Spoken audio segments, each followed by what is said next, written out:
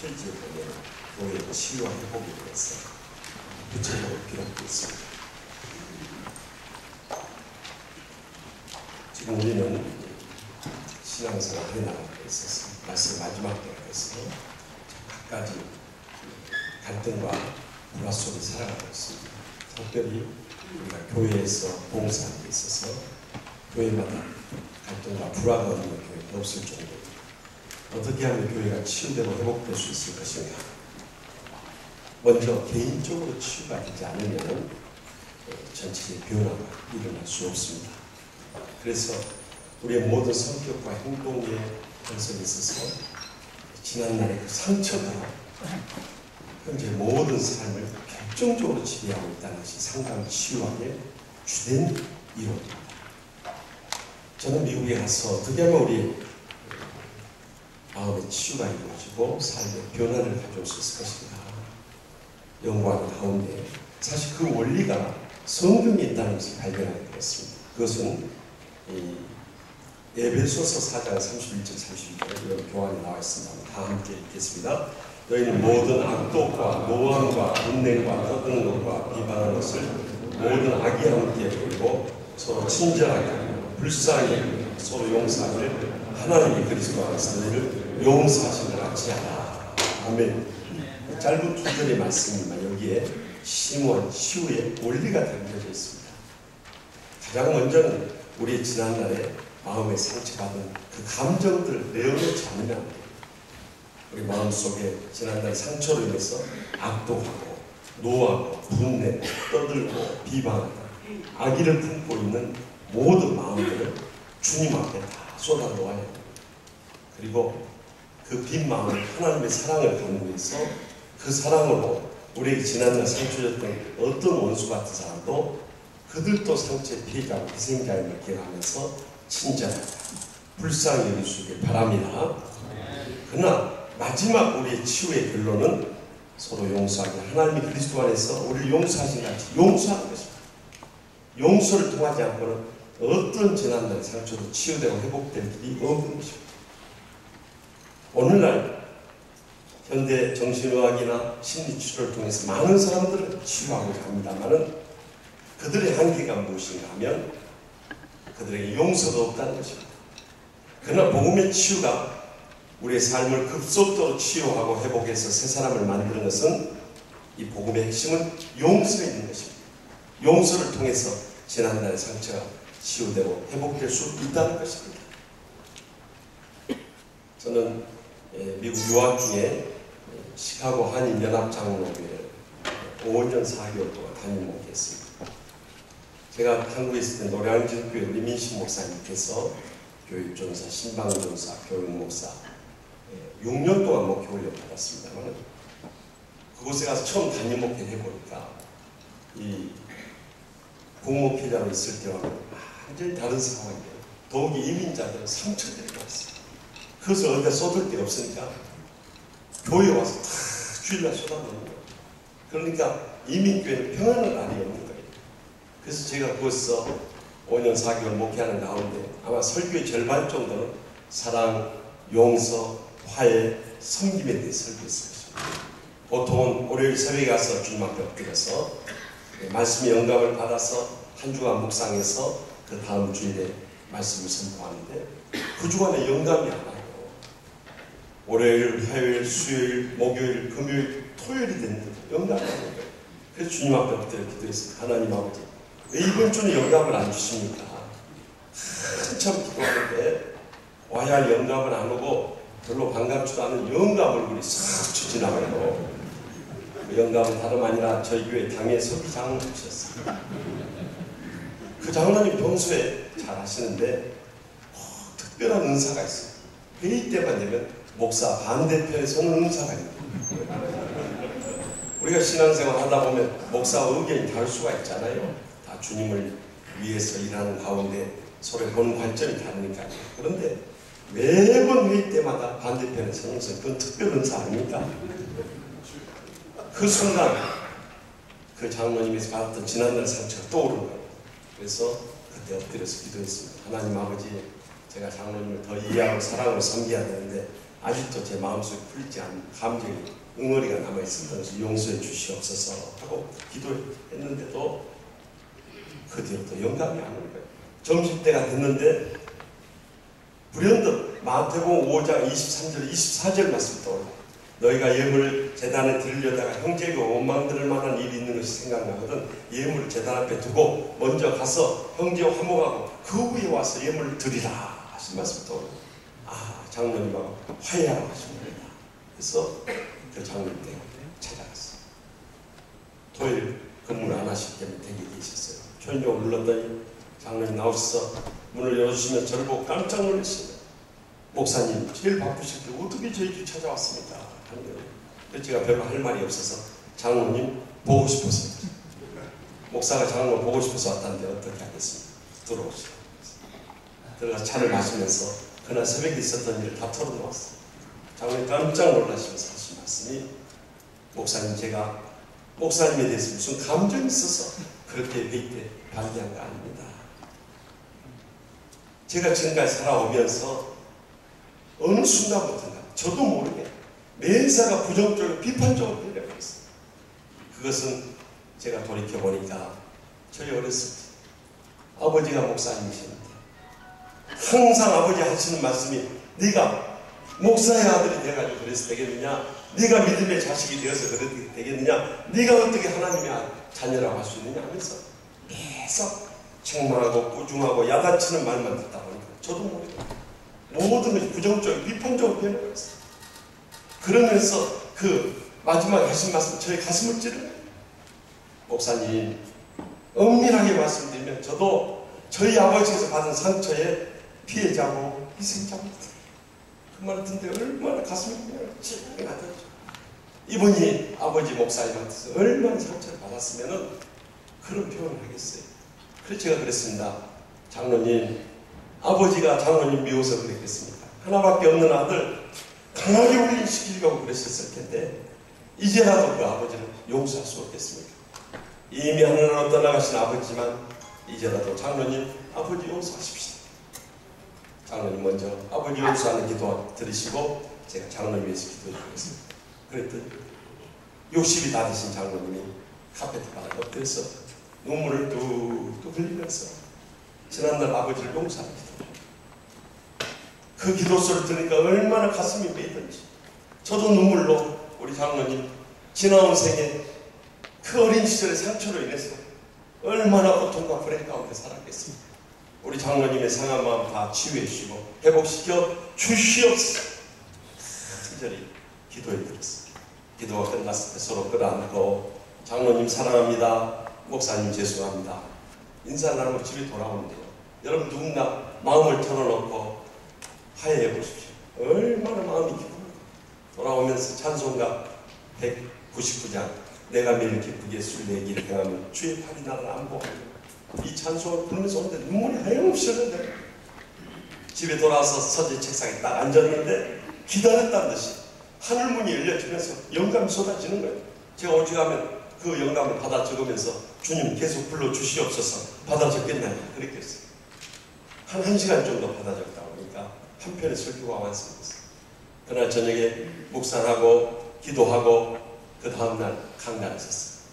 여러분 목사님 말씀 가운데 가장 감동적이고 파워풀한 말씀이 어떤 말씀인지 아십니까? 조금 전에 은혜 받은 말씀. 이거 막전은 찐빵 아닙니까? 그러니 제가 그날 강단에서 우리 교인들을 향해서 얼마나 눈물로 호소했겠어요. 여러분 고향산천 부모 형제 떠났어요. 태평양 걸려 건너 이역 말린 태양 땅에 왔어요. 흑인들조차도 우리를 손가락질하고 조소하는데 그런 상처의 아픔과 피곤 속에 살아갔어요. 우리가 한 주간 내내 그렇게 스트레스 받고 힘들게 살다가 주일날 와서 서로 사랑하며 위로해야 할 텐데 서로 가슴을 찌르면서 상처를 주고 불행과 고통을 당한다면 언제까지 이렇게 살다가 인생을 끝내야 되겠습니까? 또 그렇게 살다가 어느 날 갑자기 쓰러져서 세상 떠나게 되면 천국에라도 가서 무슨 낯으로 주님의 얼굴을 대하고 또 무슨 얼굴로 서로를 만나며 대하려고 그럽니다. 언제까지 이렇게 살아야 됩니까? 이 시간에라도 우리 다 같이 주님 앞에 모든 상처의 감정을 쏟아놓고 통에 잡아갈 수 있길 바랍니다. 제가 평소에 장로님, 권사님 가정에 자라서 이 예배를 인도한 주일 아니고 통성 기도를 인도한 적이 없는데 그날 성령이 강권하실 때 이대로 지나칠 수가 없어요. 그래서 우리 시간 통성으로 기도하십시다. 그리고 주님 앞에 울부짖는데요. 이건 통성 기도가 아니라 통곡 기도. 교인들이 그냥 흐느껴 오는 정도가 아니라요. 하면서 흐느껴 오는데요. 여러분 몇백 명의 교인이 단체로 통곡하면서 오는 거 들어보셨어요? 제가 전율한 정도 그날 성령의 사랑의 불통한 역사 속에서 통이하고 잡아가기 시작해요. 그 전까지만 했더라도 우리 시카고 한인연합장로님 저 앞으로 전임 목사님 3분을 내쫓았다. 하여튼 시카고에 소문난 교회였어요. 그날 성령의 불통한 속에서 회개하고 사랑으로 하나 되기 시작. 기도를 가까스로 멈추게 하고 제가 마무리 기도하고 우리 그동안 서로 사랑을 섬기지 못하면 다들 일어나서 사랑으로 용서를 구하고 화해하십시다. 서로 다가가서 끌어 울기 시작하는 거예요. 그날 이후부터 우리 시카고 한인연합장로는 사랑의 뜨거운 공동체로 거듭나게 됐어요. 그리고 교회가 뜨겁게 풍부하게 돼가 지금은 시카고에서 제일 큰 교회로 성장하게 됐어요. 여러분 알고 보면 다 불쌍한 사람들입니다. 목사고 장로고 권사고 집사고 불쌍하지 않은 사람 아무도 없어요. 그런데 누가 누구를 향해서 상처를 주고 고통을 안겨다 주고 평생 불행해서 헤어나지 못하도록 할 것입니까? 이제라도 우리가 주님 앞에서 모든 상처 다 내려놓고요. 그 빈맘에 하나님 사랑 간구하고요.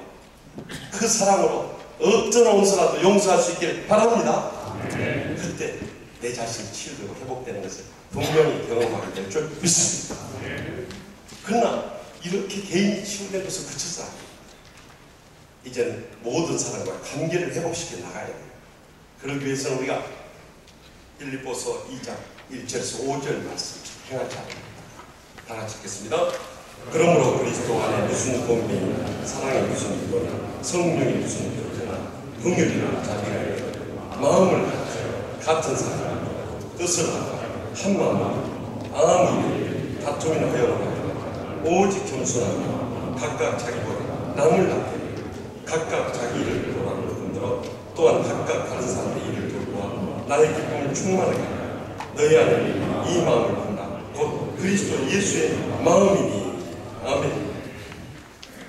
우리 개인이 치유받았다면 이제는 우리 주위의 사람들과 관계가 치유되고 회복돼야 돼요. 그러기 위해서는 예수의 마음을 회복하지 않으면 안 됩니다. 예수의 마음을 회복하지 않기 때문에 우리 사이에 옛사람의 다툼과 허영과 교만과 이게 주위에서 헤어나지 못합니다. 어떻게 한 마음이 돼서 주님을 섬길 수 있겠습니까? 그래서 우리가 예수님의 마음을 회복하기 위해서는 날마다 말씀과 기도의 경건의 시간이 절대적으로 필요한 것입니다. 우리가 치유되고 회복됐다고 해서 당장 천사로 변하는 게 아니에요.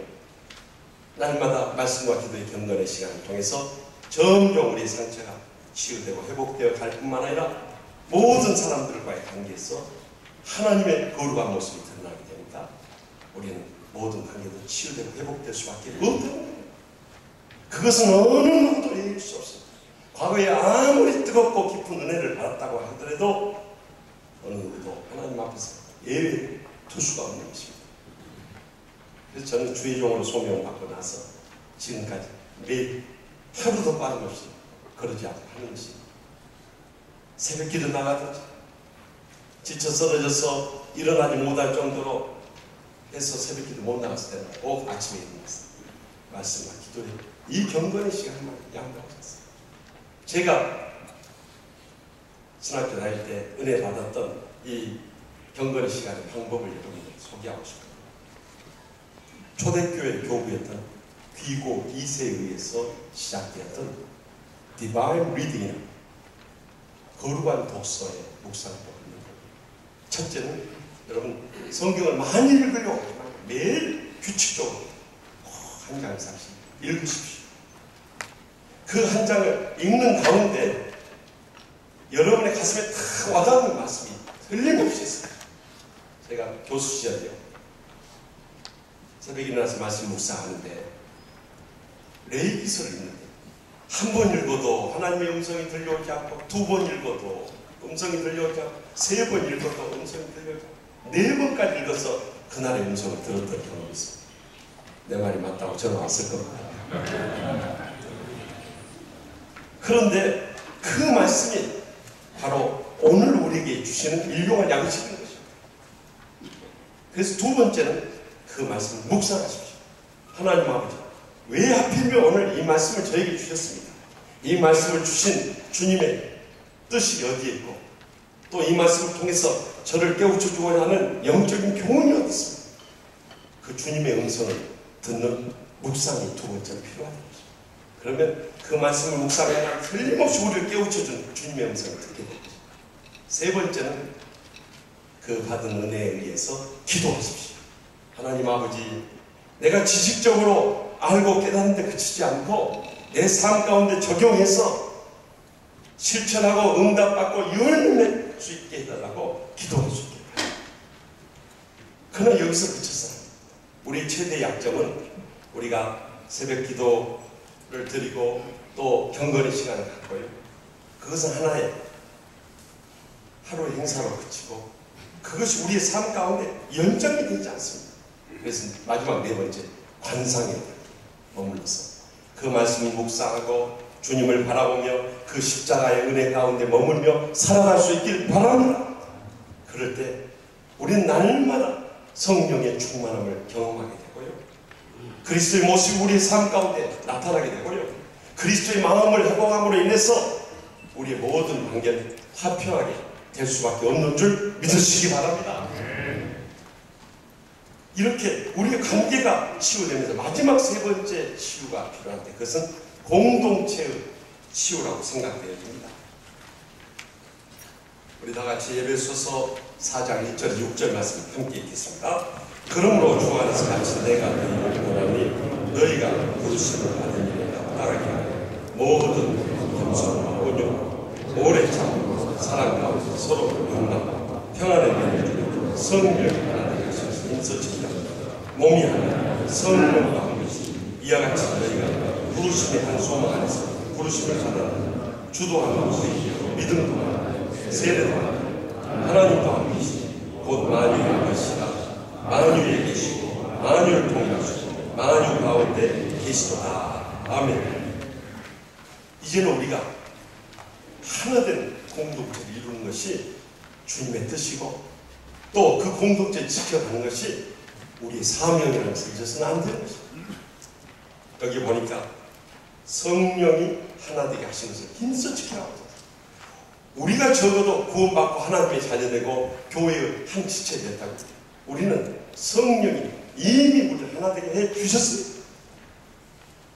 그런데 사탄은 이것을 깨뜨리기 위해서 말세의 마지막 때 얼마나 극렬하게 역사하고 그렇기 때문에 한국 교회를 돌아다녀 보면 갈등과 분열이 없는 교회가 없을 정도의 현실이 되어버리고 말았어요. 저도 옛날 하옥동교회 이름이었습니다만 하옥동교회 갔을 때 사탄의 역사가 극렬한 거죠.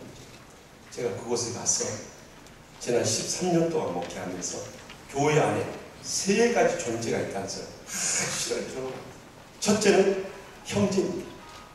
정말 연합해서 동거하며 주님의 사명을 감당하는 데 힘이 되어주는 형제들이 있습니다. 두 번째는 원수가 있었습니다. 어린아이와 같이 연약한 믿음을 가지고 자기 자신의 이해관계나 인간관계나 감정에 빠져서 주의 일에 걸림이 되는 정말 원수 같은 교인들이 있었습니다. 세 번째는 마귀도 있었습니다. 여러분들 이해하고 들어주세요. 교회 안에 마귀가 얼마나 극렬하게 역사합니다. 그래서 제가 지난 세월 하옥동교회 목회를 하면서 이 마귀 분별할 수 있는 방법을 저 나름대로 터득해서 정리해 본 거예요. 첫째는 마귀는 거짓말을 그렇게 잘해요. 요한복음 8장 44절에 마귀는 거짓의 아비라고 했지 않습니까? 마귀들은 악과 뒤가 겉과 속이 다릅니다. 조금 전에 하고 뒤에 와서 뒤엎어버리는 거예요. 그리고 온갖 거짓말로 두 번째 고소란. 원래 헬라어로 이 사탄이 사타나스라고 하잖아요. 고소하는 자, 참소하는 자는 좀 아니에요. 그래서 고소고가 얼마나 많이 하는지 몰라요. 사탄이 뒤에서 역사하고 있는 것입니다. 우리가 진정으로 형제라면 서로 만나서 대화하고 기도하면서 사랑으로 풀지 못할 문제가 어디 있습니까? 왜 그것을 세상 법적으로 끌고 가요? 절대 그것을 하나님께 하실 일이 아닌 것입니다. 사탄이 우리를 충동질하고 있는 것입니다. 세 번째는 하나님의 말씀을 부정합니다. 말씀대로 그들은 행하지 않습니다. 말씀에 거꾸로 말하고 행동했습니다. 네 번째는 영적인 권위를 인정했습니다. 그들의 눈에는 죄종도 없고 장로고 권사도 없는 것입니다. 막 달렸다는 거예요. 다섯 번째는 교회를 어지럽히는 것입니다. 그리고 악한 소문을 내는 것입니다. 그래서 결국 교회가 지탄의 대상이 되고 전도의 문을 다 막아버렸어요. 하나님의 영광을 가리우는 것이 그들의 최종적인 목표였던 것입니다. 이것을 분별하면서 정말 영적으로 치열하게 싸웠어요. 제가 어느 장로님에게는 사탄을 물러가라 솔직히 아주 격렬하게 싸웠어요. 목숨 걸고 싸웠어요. 여러분, 오늘날 사탄이 우리 마음속에서 얼마나 역사해가지고 어떻게 해서든지 교회를 무너뜨리려고 공작하고 음해하고 비방하면서 공격이 들어올지 모릅니다. 그래서 우리는 이 하나님의 교회 성령의 하나 되신 것을 힘써 지켜가기 위해서는 우리가 영적으로 강하게 무장되지 않으면 안 된다는 것입니다. 그리고 영적인 분별력을 가지고 하나님 편에서 맞서 싸워나가지 않으면 말세의 교회들이 다 힘을 잃어버리고 분열이 생기고 깨어져 버리고 세상의 지탄의 대상이 되고 조롱거리고 전락해 버리고 마는 것입니다. 그래서 우리 형제원 동문들 여기에 대한 경각심을 가지고 싸워나가지 않으면 안 될 줄로 믿습니다. 제가 아홉동교회 처음 갔습니다. 당에서부터 그 싸움이 시작된 순간입니다.